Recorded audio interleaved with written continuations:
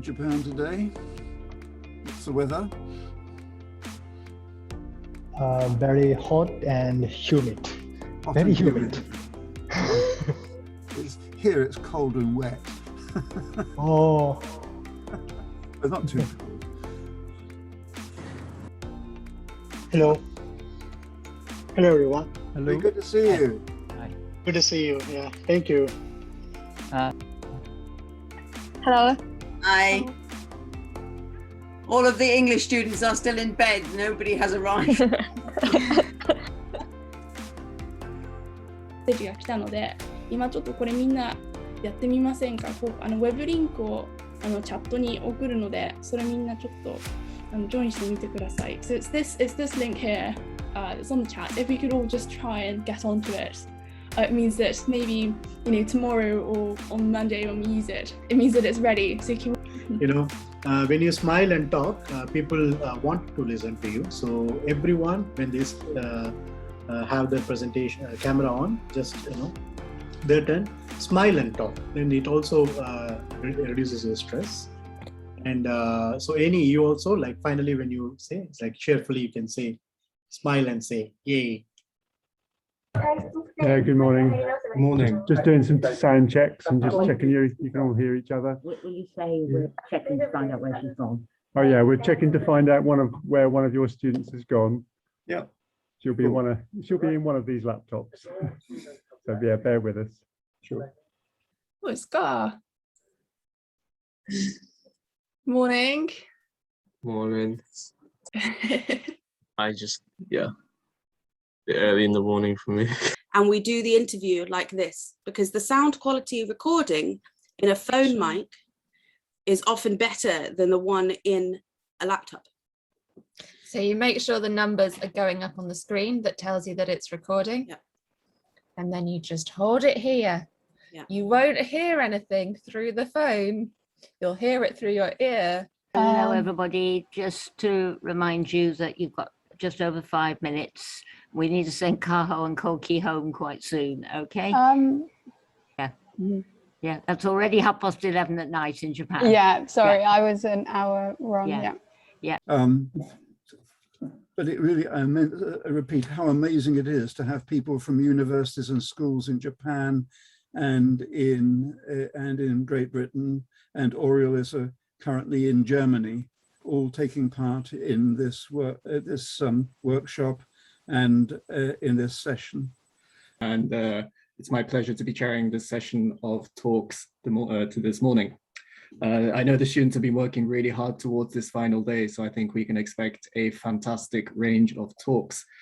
Used Python, a computer programming language, to model the specific Chicxulub event and investigated methods for geological sampling. In this presentation, we'll go over each of these steps, saying what we discovered. この調査の目的は、地球に起きた大きな出来事による影響を実験やコンピューターでシミュレーションをして調べることです。これにおいて、私たちは今日のメキシコにあるチクシュルブクレーター、つまり恐竜を絶滅に追い込んだクレーターの隕石に着目しました。To discover how craters vary based on the conditions of the impact, we began to experiment using an online calculator called the Earth Impact Effects Program, the interface shown here, that allowed us of the Chicxulub crater in Mexico. Discovered that about 30,000 years after the event, the normal ecosystem began to return to the impact site. This is therefore also a testament to the strength of the biosphere and its ecosystems. これまで説明したさまざまな方法を通して、私たちは地球の歴史を大きく覆し、哺乳類の時代をもたらした出来事について知ることができました。affected the kinetic energy, or like how big the crater formed was in their kinetic energy. So the material of asteroid hits does affect the kinetic energy, but we didn't look at how that affects the gases released. So I don't. Hello, we are exploring the role for nuclear energy within the field of climate change mitigation, and essentially we are looking at how much of a role we think the nuclear energy should play in that. During this workshop, my own goal was to use English actively and collect information about nuclear energy and radiation. It was very difficult for me to communicate in English online. And approved 8 sites for nuclear power plants in 2010, including Hinkley Point C and Sizewell C. However, several of the other sites approved have yet to see any construction due to funding issues. This energy can keep on generating electricity 365 days, 24 hours, regardless of weather, season, day and night. The second people, wind farms also take up lots of space and they are unreliable. Energy generated is dependent on a factor that we cannot control. Nuclear fusion is generation of power by fusing light hydrogen nuclei into heavier helium nuclei. This is the sound process that happens inside stars. When we look at the bottom row, we can see that low carbon doesn't mean that these energy sources are exempt from having damage on the environment. When resources need to be extracted from the ground, as seen in geothermal and nuclear energy, it's very difficult to avoid any greenhouse gas release. At times when maybe the wind wasn't so strong. Might that not be cheaper than building nuclear power stations, and certainly investing in a nuclear fusion reactor with kind of uncertain like probability of succeeding? I think while batteries could be a promising technology for things like electric cars, on a large scale, it simply doesn't really work, mainly because conventional lithium-ion batteries require many expensive materials and the extraction of which these could damage the environment. And we have so many questions. Let's just see how. I think Eric's question might be a slightly different angle. Could the team comment on different public attitudes to nuclear power in Japan and in England? A bit hard to understand what's going on, so we have to find ways to analyze and visualize what we've collected before we can actually go on to do anything useful with it. This plot that shows the effect of lockdown on the sleep duration. However, it hides some trends like logarithmic relationships. Scatter graphs and box plots are generally useful for the data with 1 to 3 variables. 8 people said yes to wanting to go out more after lockdown. We suspect the majority of these are British people, as the lockdown here was stricter. Great, thank you very much once again. A really interesting talk and some fascinating concepts were discussed here. And we have questions now.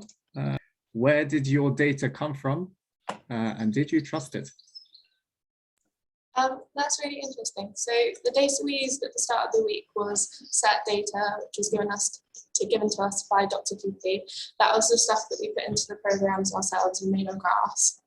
And then when we were discussing things and playing with the graphs, we asked each other questions. So we made a graph of everyone's favorite foods, favorite places.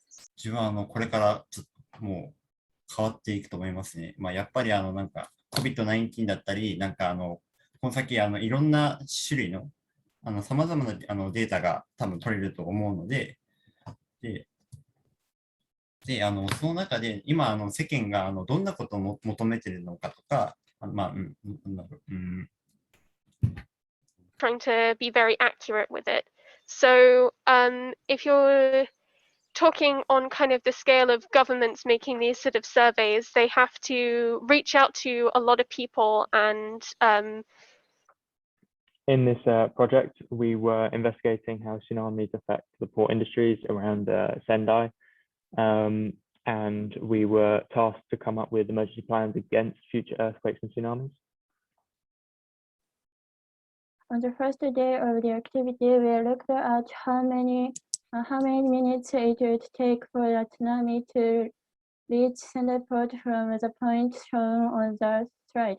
Calculated values are only for the initial wave as it propagates through the ocean, and it is important to remember that tsunamis are a series of waves, often with the second wave more deadly than the first. This 54-kilometer distance from the earthquake epicenter to the Sendai port into the following intervals 10, 25, 50, and 100 kilometers. It will be around 29 meters for this particular area on the coast. And you can see how this is pretty useful information, because if you know the height of the tsunami, then you can better prepare for the tsunami and also locate unsafe or safe areas to go. I'm Kulai. And next, I'll explain Japanese. 2日目の課題までは沖合で観測された津波が到達するときに何倍の高さになるかを、このグリーンの法則というものを使って調査しました。Blue approximately at 5 to 10% damage and yellow 10 to 15%. From this, we can begin to look at some realistic options to evacuate people from facilities and away from the coast. And how they try to limit the damage they cause while also saving as many lives as possible. Thank you for listening, and thank you to the supervisors and facilitators for their time and help. Are there any questions? Welcome to the workshop 5 presentation, where we worked with the naked scientists looking at science communication. And our aim for the week was to create a professional podcast of the entire workshop. So the Fukushima power plant was located on the coast. Was that a risky thing to do? Why was the reactor there? Konnichiwa. I'm Ayane, and with me are Koki and Ellie.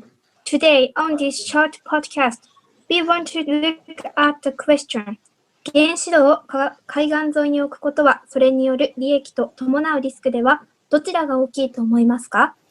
And with that, I learned how important it is to communicate with other scientists, especially from different cultures and backgrounds, to discover new points of view so that our own research and opinions can improve. The group was able to proceed very smoothly. I enjoyed writing interview questions and the script with Ayane and Ellen because I could see their ideas I never would have come up with. I also enjoyed chatting throughout the day with students from Fukushima and UK exchanging opinions.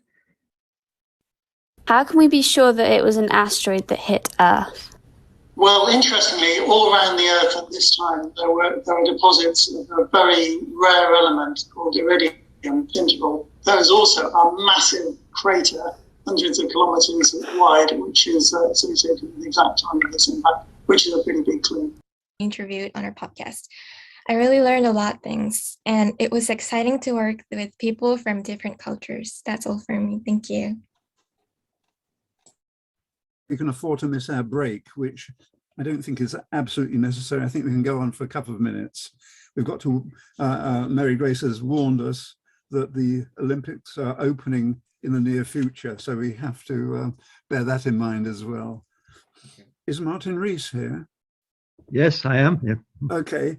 This is, I'd like to introduce Sir Martin Rees, Professor Sir Martin Rees, who is also known as Lord Rees of Ludlow, Astronomer Royal, formerly President of the Royal Society and Master of Trinity College, Cambridge. Over to you, Martin. Mm-hmm. Well, thank you, Eric. These have been a wonderful set of presentations this morning. I've really enjoyed them and learnt a lot. And I'd like to offer greetings from Cambridge University to everyone involved in this week's events. As the investigation and research have been conducted in just 1 week, I sincerely appreciate that every student has been dedicated to working very, very hard. Excellent work. Thank you very much. Indeed, very, very grateful to have the interest of the embassy in our work, and we hope we can make a small contribution to building UK-Japan interaction and friendship, particularly for science, but particularly for young scientists. Thank you very much, Eric. I'd like to say how much I've enjoyed this morning's presentations, and I can give my congratulations to everybody who has taken part. I learned a lot and found it absolutely fascinating. And as I'm hugely impressed by what you've achieved in difficult circumstances, working at a distance from each other. And I think you deserve a lot of credit, and I hope you've enjoyed it. And yeah, I also just want to thank the Japanese students. Language barriers sometimes present problems. But actually this week, just hearing how much English you guys can speak, you've often been very quick to apologize for your English. But I just want to say it's truly, truly remarkable how much you can speak. It's been really lovely getting to know you.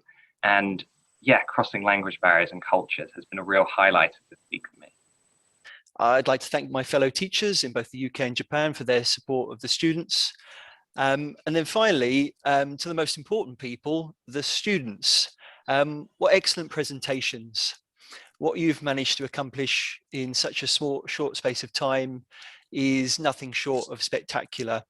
Lots and lots of questions this year, very, very high quality questions, both asked and answered. So well done for that. I think you've done Eric proud on that side of things. Together.